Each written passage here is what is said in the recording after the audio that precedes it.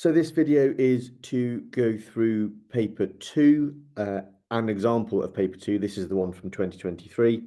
The idea being that obviously with your examination coming up relatively soon, that I can give you a few tips and potentially insights into how I think you should be attacking this paper and the sort of rough time scale over which you should complete the paper. Now, I would anticipate that I'll get it done in reasonably quick time, but we'll see how long I have left at the end. I'll do a little bit of teaching if required along the way, but the idea is that I'm going to do this under timed conditions. And I'm going to sort of talk you through my thought process as we go. So, without further ado, let's just move on. So don't forget, obviously, it's 70 marks. So you've already sat 110 marks worth of content. This is 70. And they can ask you on paper 1 material as well. So they can link to topics that, maybe have already come up in paper 1. It is unlikely that they will spend a lot of time and a lot of marks on those questions, but we'll see. Right. So the big thing with paper 2 is this, and this puts a lot of students off because it's a lot of information on something that you may not have really covered in much detail. So I know we talk about kidney dialysis when we look at the kidney, but not in a sort of huge detail, hence why they're giving you all this information here. Now, I think one of the mistakes that students make is to spend, 5-10 minutes reading through all of this and highlighting keywords and trying to understand what's going on. And 90% of the time, if you look at the questions that come next that refer back to this sort of block of text, you don't need to have read very much of this at all. So actually, I'm going to do something here which I would urge you to do in the exam, which is to basically forget it for now. Don't worry about it, and just move straight to the questions.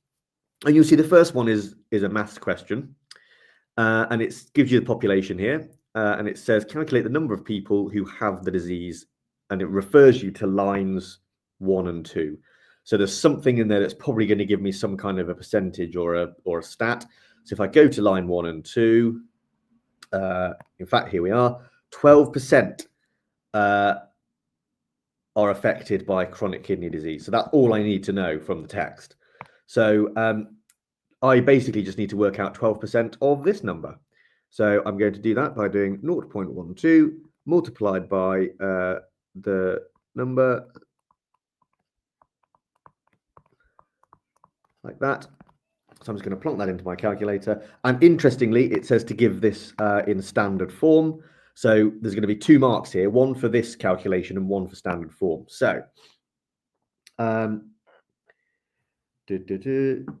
my I'm having to use my iPhone for my calculator, which isn't great, but 0.12 multiplied by 7900, and then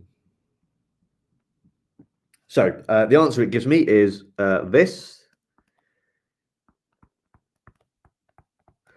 And of course, what I want to do is put this into standard form. If you just do this, that will be 1 mark. So I need to put it into standard form. So I'm going to go with,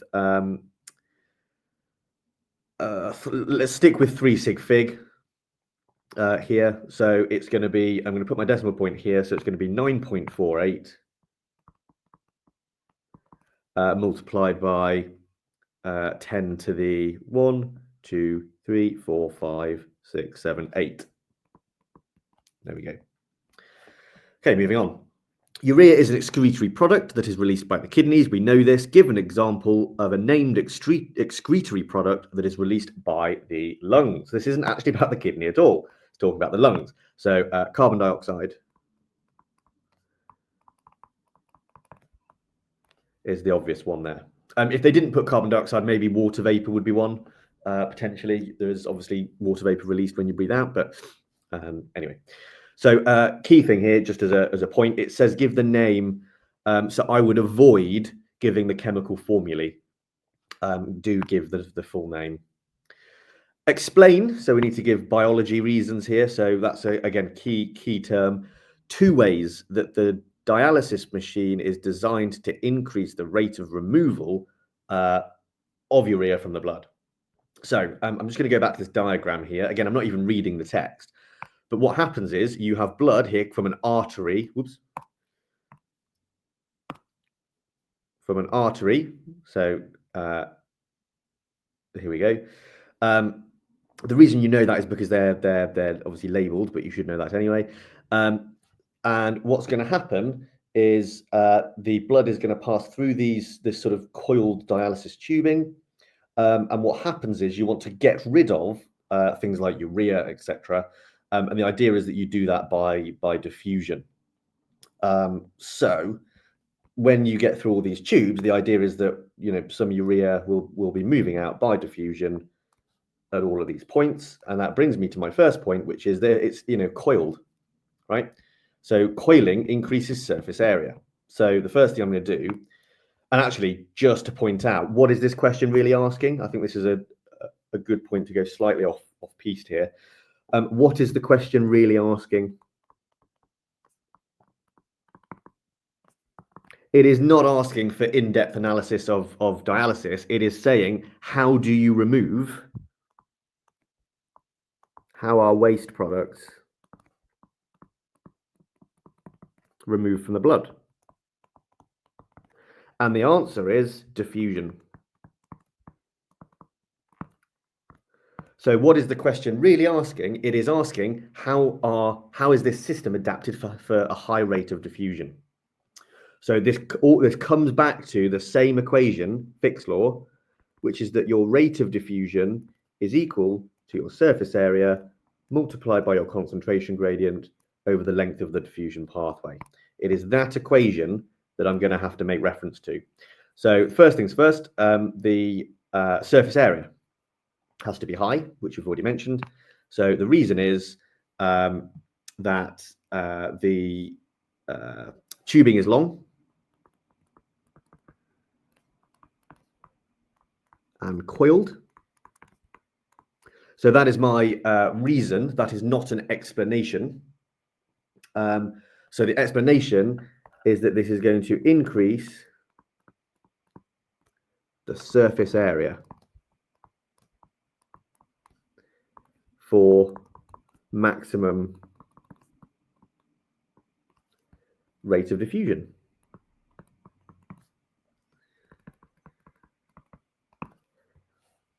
The second point, again, you can, I guess, pick sort of any one of these. I'm just going to go for the sort of next obvious one for me. So I've gone surface area. I'm going to go for the length of the diffusion pathway, which is that the coils are very thin. So coils are thin or thin-walled to decrease the length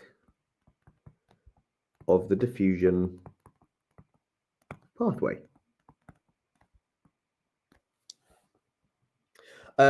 You could, of course, go for concentration gradient, which I guess is that the fluid is being moved around constantly, it's being pumped. So as soon as you diffuse any urea, for example, out into, let's say this bit here, it then this stuff gets immediately taken down here, so you can diffuse more out. So that maintains a high concentration gradient as well.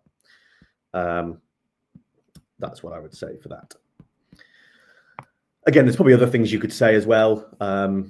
I just clocked something about 40 degrees. There was a temperature. Here we go. Something about 40 degrees. That probably helps as well. Increases temperature to increase kinetic energy, number of collisions, rate of diffusion increases. So a lot you could say there.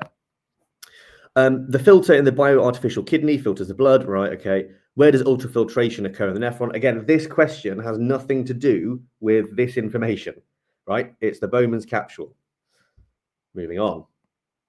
The cells in the bioreactor absorb glucose from the filtrate in a way that is similar to the cells in nephron. Right, okay. I don't therefore care that these are cells in a bioreactor. I'm not going to worry about that. All I care about is we absorb glucose in the same way or a similar way to cells in the nephron. Describe, so I don't need sort of biological detail in full, but how the nephron absorbs glucose back into the blood from the filtrate. Well, it's just the same as usual, right? So this usually happens, of course, in the proximal convoluted tubule. So they've not told me that, so I'm going to say it. In the proximal convoluted tubule. And the process is active transport. So we have active transport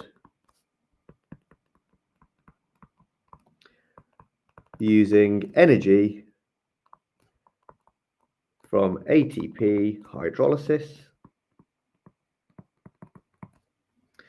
That's probably it, to be honest, but it's worth maybe saying that it's against a concentration gradient. Something like that, using carrier proteins perhaps.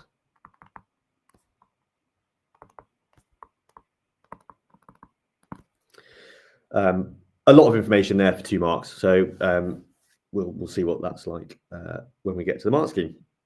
Right, the bioartificial kidney is connected to blood vessels and to the tube that transports urine to the bladder. Okay, and of course, urine to the bladder from the collecting duct is called the ureter, not the urethra. The urethra connects from the bladder to essentially to the penis and then out. It happens in the same way as the human kidney, so no change. Which row is correct? So the blood bringing blood into the kidney is definitely an artery, so it's neither of these two, and they're both renal, so that's correct. Tube transporting urine is the ureter, not the urethra, so it's not this one, so the answer is A. Just get rid of those for clarity. Right, explain. So again, explain how the pituitary gland and the nephron cells in the bioreactor, which we've already been told work the same way. So I don't really care that they're in a bioreactor. We're just going to talk about the nephron cells. Will respond in a patient who is dehydrated. Okay, so dehydrated, that's our stimulus, which is low water potential, decrease of water potential in the blood. And we are told to mention the pituitary gland, which I will, but we're sort of not given much detail here. It just says nephron cells. So you need to be thinking, well, what nephron cells are going to react to this? So that's going to be cells in the collecting duct. And they respond to a hormone which is secreted by the pituitary gland, which of course is ADH. But we need to talk about how the pituitary gland responds. So this is quite literally this, right? So stimulus, receptor, coordinator, effector, response. So we're told about dehydration already, so I'm not going to waste time. We've already been given the stimulus. I'm not going to get points for saying that dehydration happens. But I am going to start at receptor. So decrease in water potential or lower water potential is detected by receptors, and you need to know that these are osmoreceptors. Okay, receptors that detect water potential, and these are in the hypothalamus.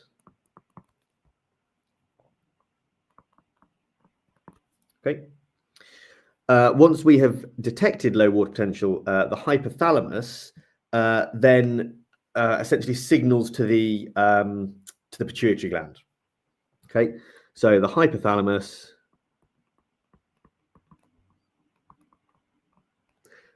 sends an increased number of electrical signals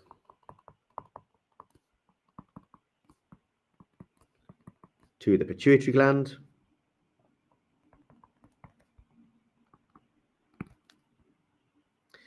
And then as a result, the pituitary gland secretes more ADH, and it's one of the abbreviations that you are allowed to use. So you're allowed to say ADH. You don't have to spell it out as antidiuretic hormone. and this is, of course, into the blood. And I'm going to put a bit more detail. This is the endocrine system. Okay, so we've talked about the receptors and the coordinator and the effector. We now need to talk about the response, which of course is what ADH does. So we're going to say ADH binds to target cells. It's a hormone, don't forget.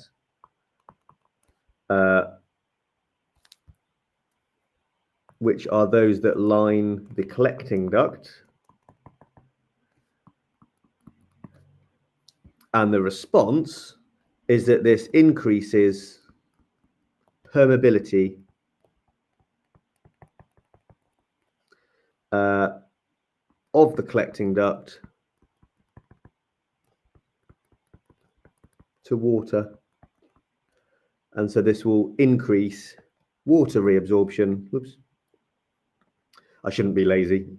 Write it out. Increases water absorption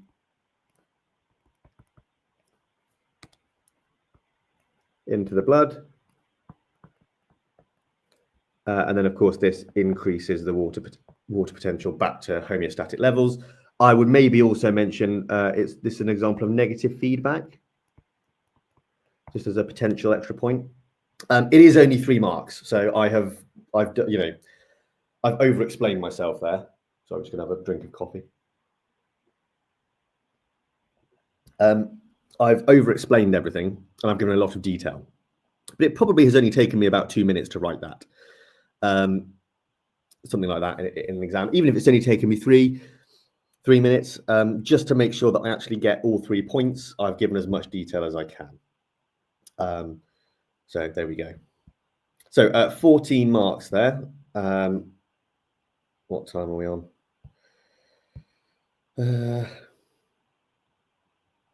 Okay, well, I did a bit of waffle, so we're on 17 minutes. Okay, we're not doing too badly. Right. So moving on to the eye now. So hopefully you get the point with that question, which is that actually you didn't need basically to read this, or if you did, you only need one stat or one bit of information from it. So a bit of a time-saving technique there. Don't get bogged down with reading all of the information. You can answer most of the questions without it. So right, diagram of the human eye. Which structure is the cornea? So that is C. Don't forget B is the conjunctiva. And of course the cornea is, in fact, it's not showing the sclera, is it? But the cornea is the bit at the front, right? If they had another arrow that was pointing to this, for example, and they labeled this, I don't know, T, that would be the sclera because it is white. It is continuous with the cornea, but the cornea is the bit in front of the lens, so this bit that is transparent to allow light through. Explain the changes in X. So the X is, it's not telling you what X is, but X here is pointing to these muscles that make up the iris. So X is the iris. So we're going to get 1 mark for probably saying that it's an iris, but maybe not, I don't know. But we need to explain the changes in the structure. And of course, we therefore know that if we enter a room in bright light, the overall result that we need to say here is that the pupil diameter gets smaller. Okay, or it sort of constricts the pupil. This is obviously to ensure not all the light gets into your eye and damages your retina. So how do you get smaller? Well, we've got 2 types of muscle, don't forget. So you've got your eye like this, you've got your pupil in the middle, we've got circular muscle around the outside in a circle, and then we've got radial muscle that kind of extends like that. So if your pupil diameter gets smaller, it is your circular muscle that must contract. And don't forget they're antagonistic as a pair, so your radial muscle must relax. Done. Right, bit of reading here, which I think is probably worth doing because they're clearly giving us a experiment that we haven't really seen before, and it's not the bit at the start where you can get away with not reading it. So the student investigates if using one eye or using two eyes. And in fact, I've just seen the next question. So I'm just going to put that here. Give the independent variable. It's the number of eyes that are open. But obviously I'll double check that when I read through. Is better for judging the distance of objects. Are we asked for the dependent variable? No, we're not. So the student uses the plastic block shown in the diagram. It has a grid where 6 different color pins are placed. Okay. So presumably we're looking at it from, whoops, we're looking at this from this angle. That's my eye. Right, this is the student's method. So place one pin into the lines of each column and row so that each pin is a different distance from the front of the grid. Ask a volunteer to close one eye, hold the grid so they can see the colored pins but not the grid. Ask the volunteer to call out the color of the pins in order of distance. Okay. Record the number of pins, blah, blah, blah, blah. Right, fine. Okay, seems quite a... Yeah, fine. Yeah, seems self-explanatory to me. Give one variable that the student should control. Well, interesting. If you're, looking at kind of depth perception here, you want light intensity to be controlled. I don't know what's happened to my screen. Here we go.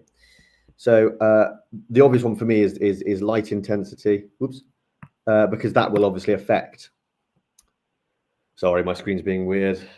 Come on. Right, light intensity. Right, that will obviously affect your visual acuity, your ability to distinguish objects, and obviously depth perception as well. But obviously, if you're talking about things being further or not, I would also put as a second point, I'm not going to do it, but you could also put things like how big the pins are and kind of, I guess, the distance of the person from the block, maybe. There's quite a few things you could control here. Angles, maybe, something like that. Anyway, right. So we're given some data here. We're asked to calculate the mode and the median by the look of this. So complete table 2. Right. So the mode will be the easiest one because that's the most common value. So I've got 2 ones. Again, do this in different colors just to make sure I've got 2 zeros. I've got 2 2s.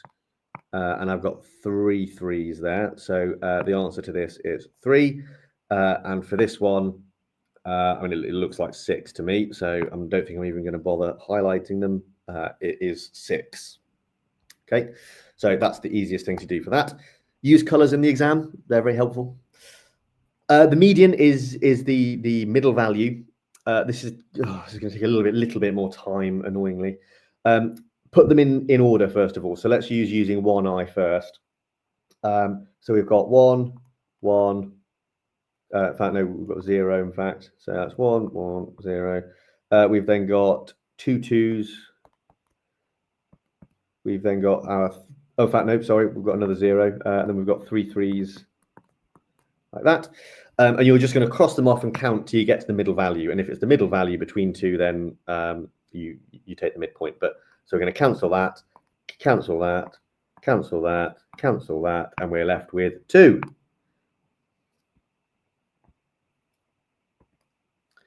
Horrible 2. There we go. I'm going to do the same thing over here. So I've got 0, 1, 2, 3. Looks like we're starting with 3. So I've got my 3 there. 4, I've got 2 of them. There we go. And then we've got 1, 2, 3, 4, 5, 6 6s. And again, I'm going to cancel them out. So that one, that one, that one, and that one, that one, and that one, that one, and that one. 6 is my answer there. You probably could do it by looking at it, but obviously just to make sure, I would do that. I think it's worth spending the time getting those marks. Right, the field of view is the area that an animal can see with their eyes. The diagram shows the field of view for a cat. Okay. Explain why predators, right, so we need biology detail here. So explain why predators such as cats have forward-facing eyes, and 2 of them, in fact. Use the information in the diagram in table 2 to support your answer. Well,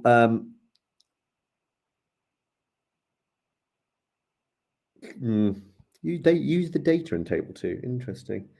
I don't really know what we'd do about data apart from quote the median and the mode, to be honest. We could probably do it without. So it's 3 marks. So I would say that obviously. Oh, I see what it's wanting here. So using both eyes, you can correctly identify the pins at different distances away. So both values are higher than with one eye. So I would say that depth perception is much better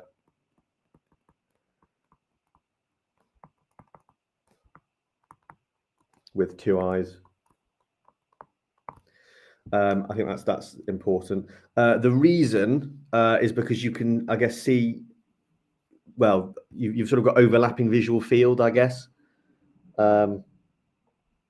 Your sort of overlap. If this is a Venn diagram, your overlapping field of view is greater. So I would put the overlapping field of view is greater with both eyes, and you can therefore see across a wider area or larger area. That's my description. So don't forget, when we have an explanation, it is describe, then explain. Yeah, that's what that means. So I've described. Now I'm going to explain why for a predator, and you know, they wouldn't be including that if it wasn't important, such as the cat. And the answer is it's obviously, you know, you can catch prey easier. So better chance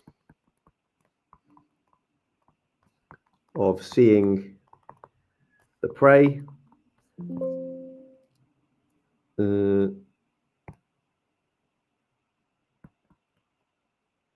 Oops, something has gone really weird. Bear with me while my notebook reloads. I might have lost the screen sharing. I have. I hope this is still right. Share screen. No. Right. Hopefully we're back. So what was I going to say? I think it's deleted what I've just written. Easier to see prey, and therefore catch it. Yeah, I think that's probably fine for 3 marks. Right, moving on. So question 3, this is about genetics. So hair color in cattle is controlled by 1 gene with 2 alleles. The allele for white hair is codominant. Right, this is where codominance comes in, people. Don't forget, codominant genes are, or codominant alleles are alternative forms of a gene that when they are both expressed in the heterozygous form, they both contribute to the phenotype. So they're both expressed as a phenotype. So heterozygous cattle are pale red color called roan, and that's because they are expressing both white and red hair. So it looks like pale red. So what's meant by a gene? This is a classic definition: sequence of bases in DNA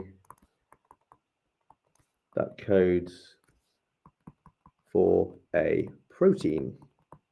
Done. 1 minute done. 1 minute for that mark. We've done it in about 10-20 seconds. Right. What are the genotypes of red cattle, white cattle, and roan cattle? Well, we've been told that already that the roan is heterozygous. So we just need to use the CWCR. So you could write it the other way around. You could write CRCW, but it doesn't matter too much. So obviously red, you'd have to have 2 reds. So CRCR, and white, 2 whites, CWCW. 2 roan-colored cattle are mated. So this is a genetic cross. So I'm going to do that now. Make it fairly neat. Oops, come on. There we go. So two roans. So I've got CRCR mated with CW. I am going to circle them to show that I am referring to the gametes now. Good thing to do.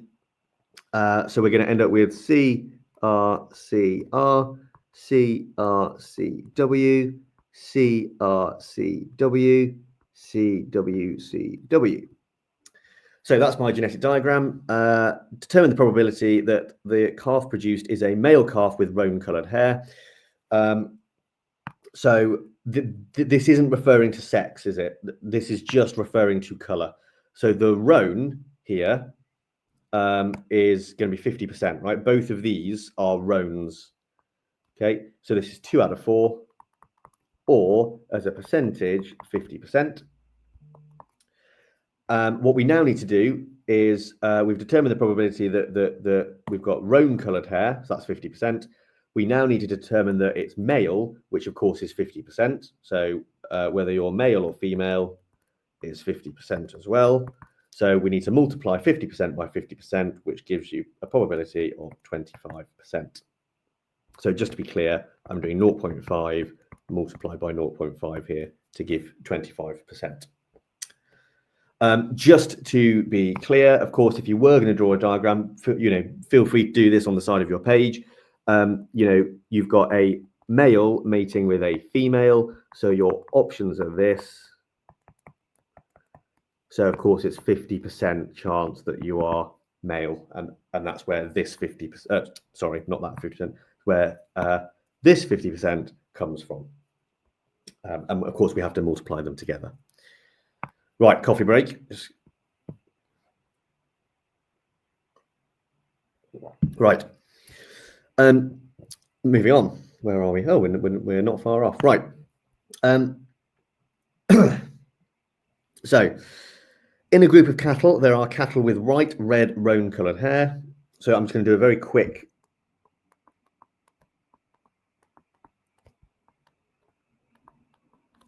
there we go. Quickly reminding myself of the genotypes. Height of cattle is also genetically controlled. Fine. Obviously, you should be aware that height is what we call polygenic. And if you remember at the start, in fact, we were told that this is a one-gene system that has 2 alleles. Of course, height has many genes involved, and it's a complicated trait. It's not Mendelian in any way. And there's a greater variation of height. Explain why there's a greater variation in heights. Well, it's because it's polygenic. So many genes are involved. I'll explain what you mean by that. So many genes contribute to the phenotype. But we want two things here. And of course, the second thing with height is it's the environment is a complex trait, right? The environment has an effect in complex traits.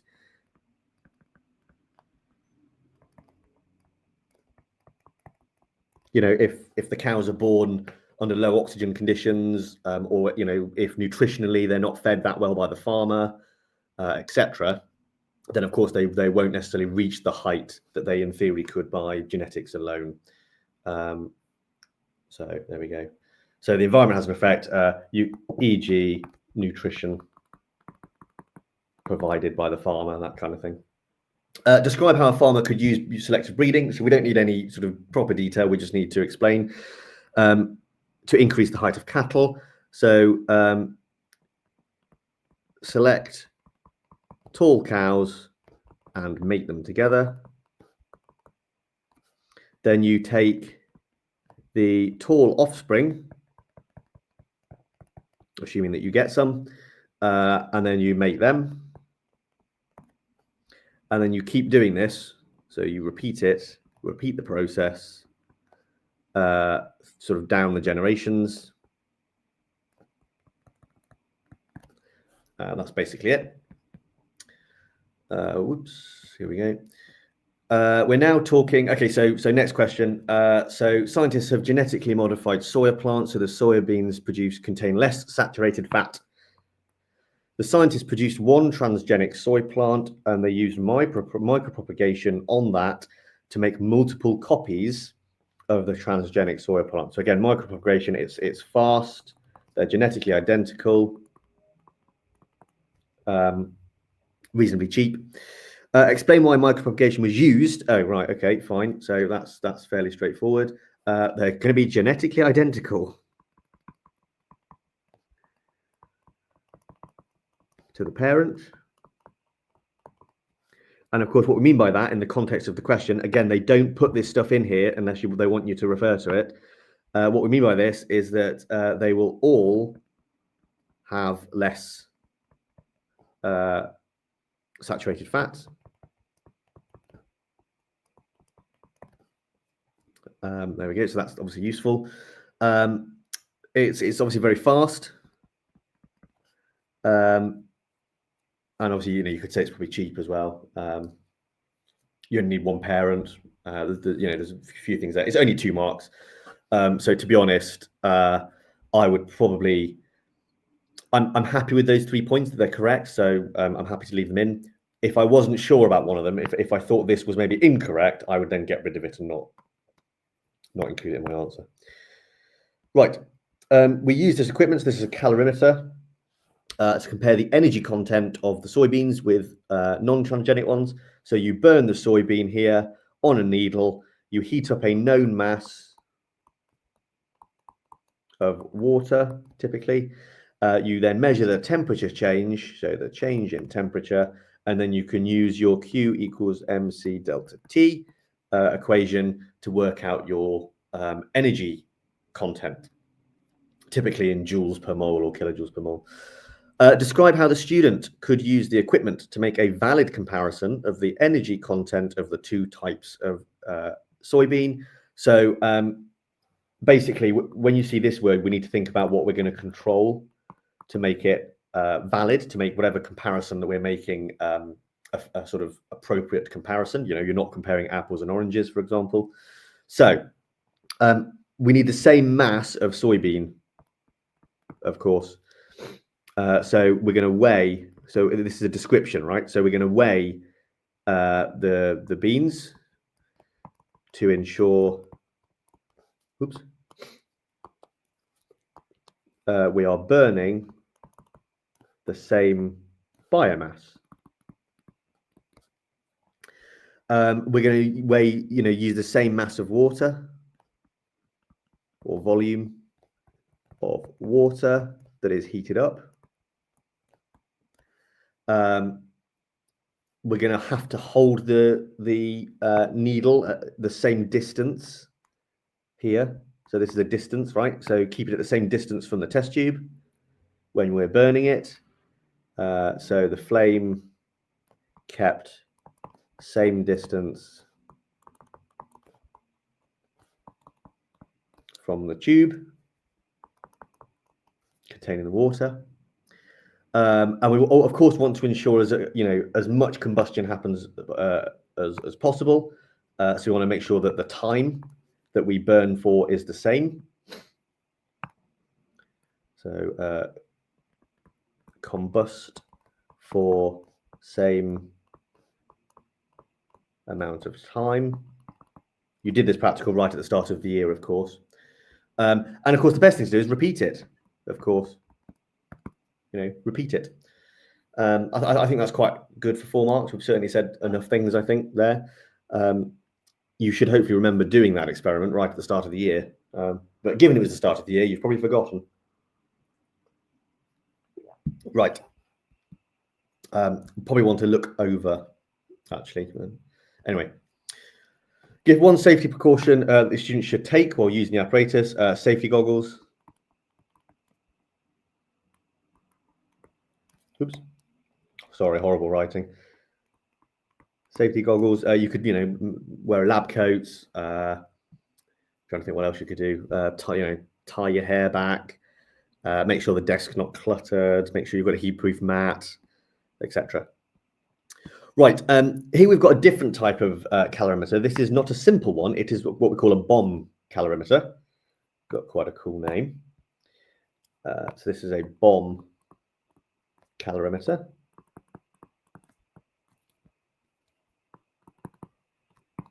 And basically, it's a far more accurate way of measuring the heat energy that's transferred to the water. And so this question is basically asking us, why is it better? So why does it give you a more accurate value? So just to sort of talk you through this, the first thing is you've got a stirrer. So the good thing about having a stirrer is that this provides a sort of even temperature. We have oxygen gas as an inlet, so we're supplying oxygen gas directly. We can control the oxygen supply. This ensures complete combustion. That's important. Okay, we don't get incomplete. Here you would get soot, right? So here, what you'll find is you'll get soot on the bottom of the test tube because of incomplete combustion. So one of the bad things with this is we get incomplete combustion, which is obviously not great. So the bomb calorimeter gets around that. I'm just trying to think what else we have. The thermometer is the same. Oops, sorry, my thing's just gone off again. It will now need to reload. Sorry, I don't know what's happening with this. It happened last time as well. Present again. Share screen. Share screen. Window. Share. Right. Right.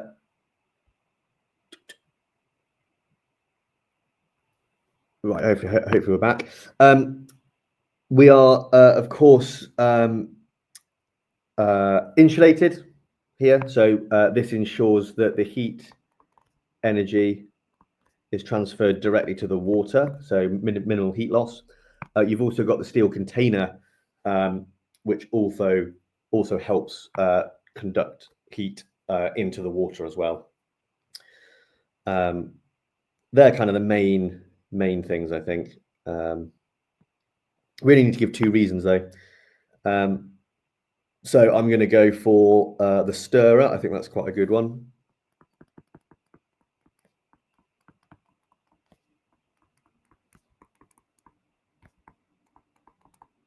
So the stirrer ensures that there's an even temperature that's maintained. And I quite like the incomplete combustion as well. Oh, the insulation is quite good. I mean, it doesn't really matter, I don't think. Which one do I go for? Let's go the insulated outer container. That's probably the insulated outer container to prevent heat loss to the surroundings. I've sort of been a bit kind of hesitant there because I sort of didn't know which one to go for. To be honest, you can go for either of them. So let's just move on. Right, the graph shows the change in area of rainforest on Earth from 1990 to 2015. That's quite a good range, actually. I'm quite happy with that range. Determine the mean rate of decrease in kilometers squared. So that's fine. We're in the same units. Again, I'm not just reading the question. I'm analyzing what it's saying. So if it's giving me units, I'm immediately going to check if my units are correct. And it's per year. So that's important. I'm going to have to convert per year. So depending on how many years I go for. So 1990 here to 2015. So these are going up in fives. So 5, 10, 15, 20. So that's 25 years. So I'm going to have to divide by 25 at some point. So I'm going to, make a note to myself so I don't forget. I need to divide by 25 at some point. So what is the rate across my 25 years? So I'm going to divide by 25, as I said, to get it per year. And how many kilometers has it changed? Well, it's gone from 41,200 and it's gone to, nice, 40,000. And you whack that into your calculator, which if I do that now, it's get the calculator out. 41,200 minus 40,000, so 1,200 divided by 25. 48, bang on. So answer 48. Another word of advice as well, even if you work out the answer here, put it, actually put it into the actual answer thing on the page. Right. Loss of rainforest can cause increased carbon dioxide. Explain the negative effects of atmospheric carbon dioxide gas. So 3 marks. I want to say 3 points. First one is, of course, it's a greenhouse gas. Now, that is a description, that is not an explanation. Okay, so we need to explain why a greenhouse gas is bad, because it therefore traps heat in the atmosphere, leading to the greenhouse effect. And this will, melt polar ice caps, habitat destruction, etc. This will also lead to potentially extreme weather patterns.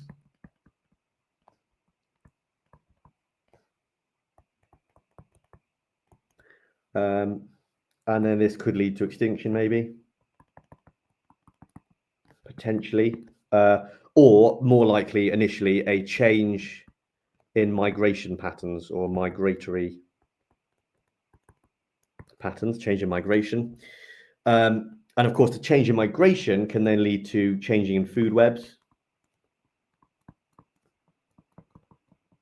Potentially you could get invasive species. These could become pests, etc. What else? I'd probably leave it there actually for 3 marks. It's probably okay. You could say that it can dissolve in the sea, or dissolve in the sea. Of course, carbon dioxide dissolves in the sea to produce carbonic acid, which has the formula H2CO3, which then will dissociate into HCO3 minus and a proton, and it's the proton that causes acidity. It's an acid. To be honest, that point's a bit weird, but that can have an effect, which hopefully you remember from your remove year. Right, that's pretty much all I can say on that. So to be honest, if I don't get 3 marks, I'm not going to sweat it, because I think I've certainly got 2. So if that's a minus mark, I'll call that a write-off potentially if I'm not going to get those marks. So I'm not going to waste too much time on that. Right, so deforestation on a river. The river flows through a forest which has been deforested. The graph shows changes in nitrate concentration and biodiversity. So that's what we're impacting here.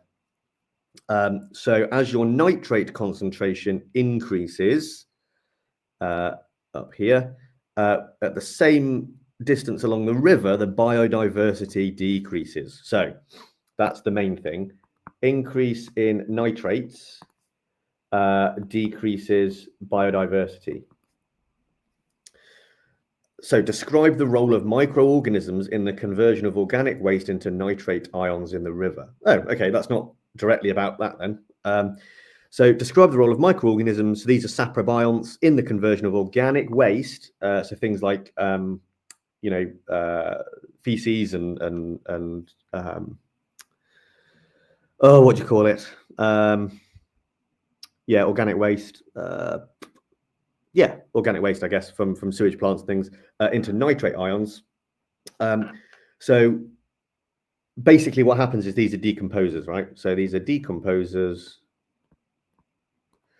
So they will carry out decomposition, and we're not told what they are. So I'm going to say they are bacteria and fungi, also known as saprobionts. What they are going to do is, via the process of ammonification, don't forget, they're going to take dead organic matter, and I'm not going to abbreviate it, dead organic matter, and break it down into ammonia, or specifically ammonium ions. And then the ammonium ions then gets converted into nitrates by the process of nitrification. And this is done by nitrifying bacteria. So actually a separate classification of organisms. They are not the decomposers, they are nitrifying bacteria. And that will do. The number of different animal species living in the river was recorded as a measure of biodiversity. So this is basically what's biodiversity. And don't forget, biodiversity is two things. It's species richness and species evenness, sort of added together, essentially. So why was just the number of different animal species not good? It doesn't take into account population size.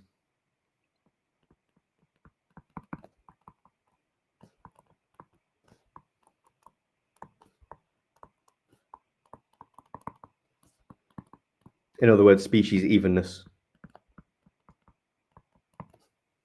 The number of different animal species.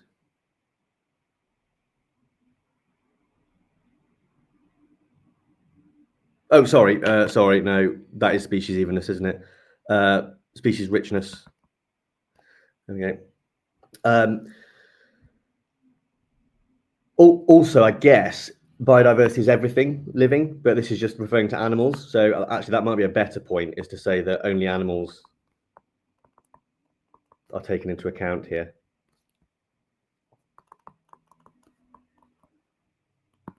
Which is obviously bad. You know, you've got other things like plants, you've got bacteria, you've got fungi, you've got other types as well. Protoctists. Right. Explain the change in the biodiversity of animals along. Right. Okay. So this is the question I was expecting, which is, if you increase the nitrates, why does the biodiversity decrease? That's the question. So what is the question actually asking? Again, how does nitrates lower biodiversity? This is eutrophication. That's what the question is asking. So question really is asking about this. Eutrophication. Again, you know, they try and confuse you by giving you different words and you know, are asking the questions in different ways. All it's talking about is eutrophication here. So we're just going to describe what happens. So your nitrates levels increase, and biodiversity decreases. The reason is eutrophication. And I'm going to explain this, which is where you have leaching, get the words in, of, so again, just to go back to exam technique, in my head, what I'm doing, just to explain, is I'm now thinking what key terms I'm going to use for eutrophication. So eutrophication is obviously one key term. I'm going to then talk about leaching. I'm going to talk about my ions, so things like nitrates, phosphates, etc. I'm then going to talk about algal blooms, potentially. I'm then going to talk about light and how that's going to affect things. I'm then going to talk about death of plants, so plants death and decomposition. I'm then going to talk about respiration. I'm going to talk about oxygen levels, and then obviously talk about death. So, leaching of mineral ions such as nitrates into water sources. such as rivers and streams and lakes. What this does is it causes an algal bloom, and this causes less light to reach lower down in the river. Sorry, my handwriting is getting a little bit dodgy. This means that plants at the bottom can't do photosynthesis, so therefore they die. They then get decomposed by saprobionts. So bacteria and fungi. These respire, therefore decreasing the oxygen concentration in the, I shouldn't do that. Decreasing oxygen concentration. Therefore, there's less oxygen for fish, invertebrates, and therefore they die. And then, of course, this has an impact on food chains, food webs, etc. Okay, so again, hopefully what you realize is that I've ticked off all of these things, right? So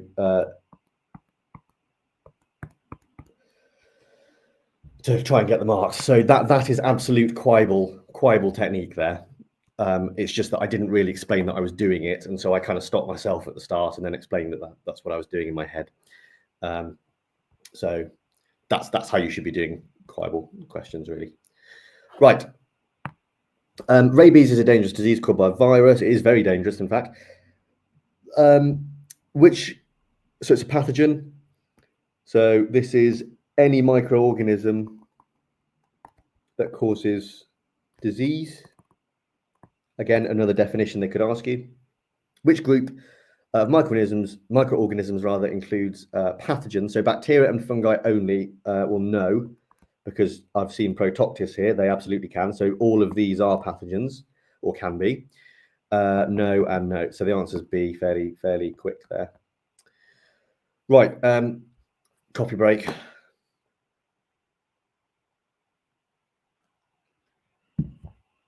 We must be nearly done. Yeah, okay, we're nearly done. So just do a quick time check while I also have coffee. We are on 57 minutes.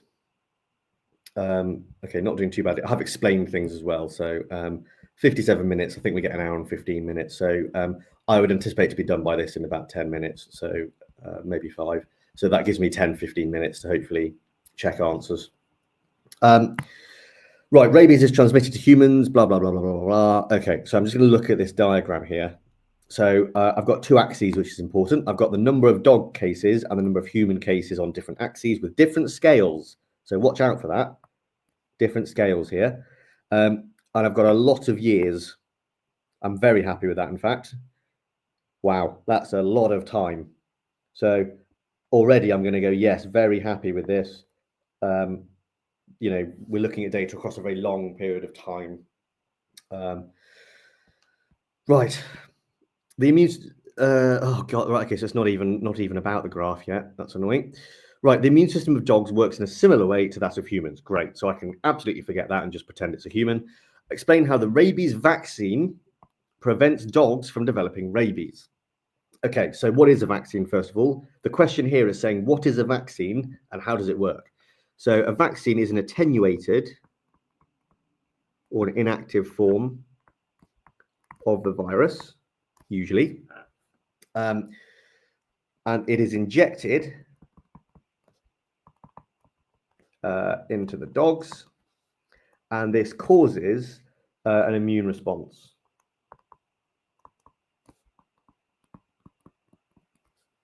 And I'm now going to sort of explain again the immune response, because, you know, treat your examiners like idiots.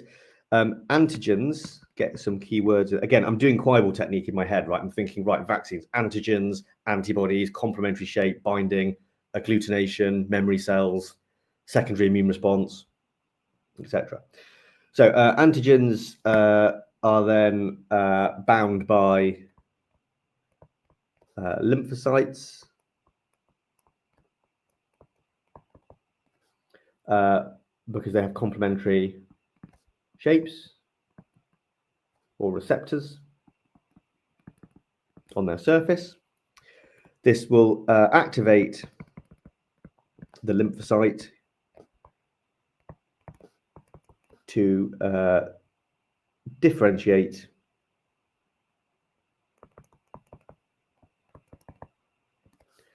and it will do two things. It will produce antibodies and memory cells. Okay, and I'm going to say that the antibodies and the memory cells, so antibodies will help clear the infection by causing agglutination, by binding to the antigens. And once we're cleared, the memory cells will stay in the body to initiate a secondary immune response upon reinfection. Again, I'm giving a lot of detail here because I don't know where the marks are going to be. And the key thing with the secondary immune response is it's going to be faster and an increased quantity. Oops. Of antibodies. Sorry, my handwriting is getting atrocious. There we go. And a key thing is it's reinfection by the same virus. That's important. Right.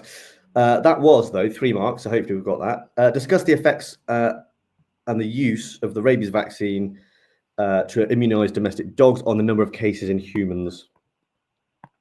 Oh, God, right, okay, 4 marks for this.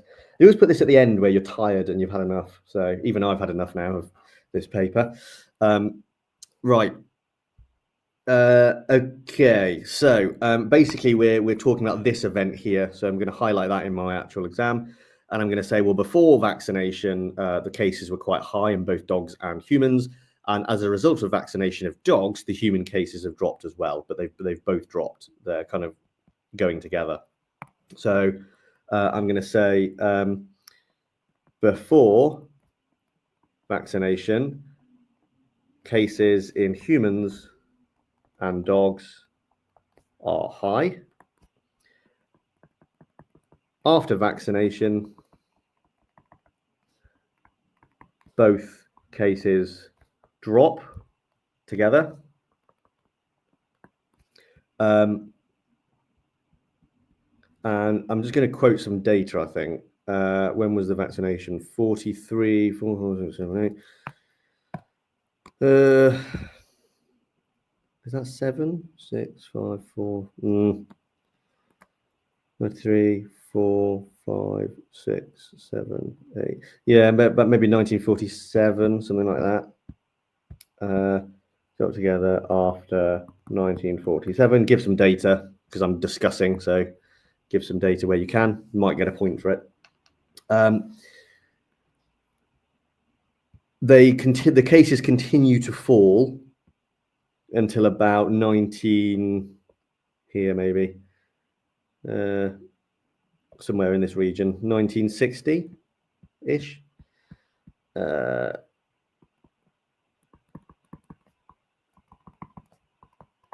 Until 1960. What then happens?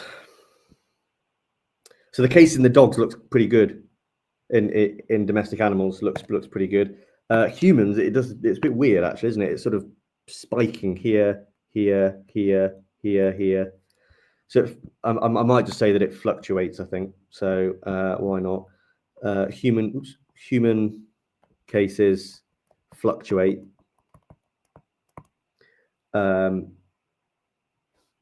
So no complete eradication.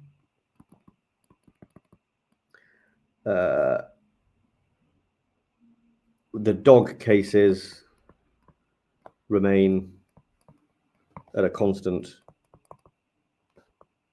level, but again, no eradication. And I'm just going to double check that. Oh, mind you, it does go down. Oh yeah, no, dog cases don't eradicate. That's fine.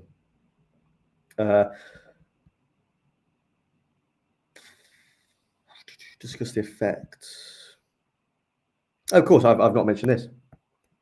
I might. Well, I'm just going to say, because it's data. Overall, it's reliable data. I believe it because it's done over.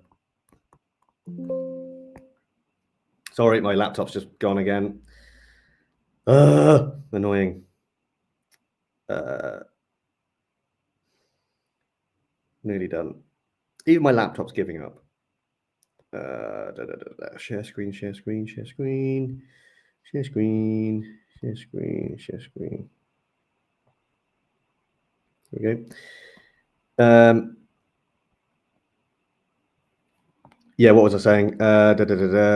Reliable, has done over a long time period. Good. To be honest, I'm at the point now where if I only get 3 out of 4 or 2 out of 4, then I'm not going to sweat it too much. Right, final question. Describe how cells can use RNA to produce viral proteins. Right, so without even looking too much at all of this, the question is this. So the question is saying, how can we use RNA to produce protein? So if you remember your central dogma, we've got DNA goes to RNA, goes to protein. And so we're not focusing about this. We're starting with RNA. So we're going to want to focus on this bit, which of course is translation. And I'm guessing we'll probably get a mark for saying translation because it's not telling us that that's the process. So I'm going to put translation is how it happens. And this is where ribosomes, so I'm just going to explain it, bind to mRNA that we already have. And they read the genetic code, which of course is codons, in sets of 3 bases. I would then say that for each codon, a specific tRNA carrying a specific amino acid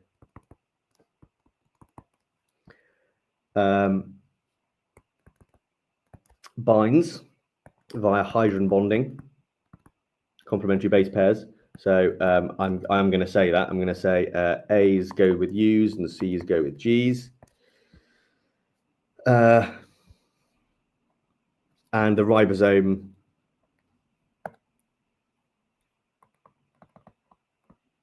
joins the amino acids together, forming peptide bonds, which then form a polypeptide chain, which then eventually forms your protein once it folds up. Okay, so folding happens here. To be honest, it's only 4 marks. I think that'll probably do. Again, thinking about Quibble, I'm thinking terms. So I'm thinking, hydrogen bonding, codons, ribosome, translation, peptide bonds. You could mention start and stop codons. So just to, if you really had a bit of time, you could then say, well, it starts at a start codon and it stops at a stop codon. Whether that's in the mark scheme or not, I don't know. But anyway, right, God, that's the end of the paper. So I kind of rushed the last bit, but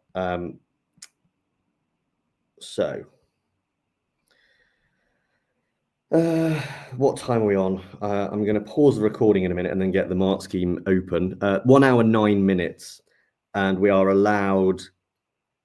What are we allowed? 1 hour 15, I think. So I've got a solid sort of, just shy of probably about 10-15 minutes if I didn't ramble and explain things along route. So ideally, I would have got that done a little bit quicker, actually, but not too bad. I've got sort of 5-10 minutes to go through stuff and just make sure that I've converted units correctly, that I've picked up on stuff, that I've quoted data from graphs, etc. Right, I'm just going to pause the video and then I'm going to get the mark scheme up and we will mark it.